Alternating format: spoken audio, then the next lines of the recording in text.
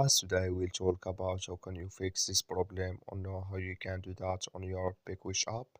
So you just follow these ways, then it's going to work with you. All you have to do in the first, you just click on settings here in the first.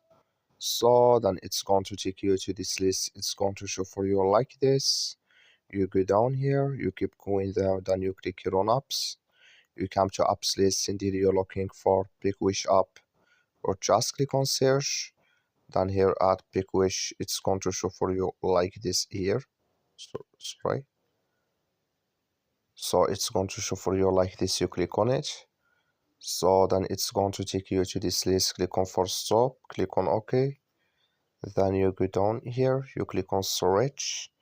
You come to storage list here. You click on clear cache. So then all you have to do, you just turn off your Wi-Fi and turn on it again, and it's going to work with you. That's all you have to do. Thank you for watching. Don't forget to support us by liking and subscribe.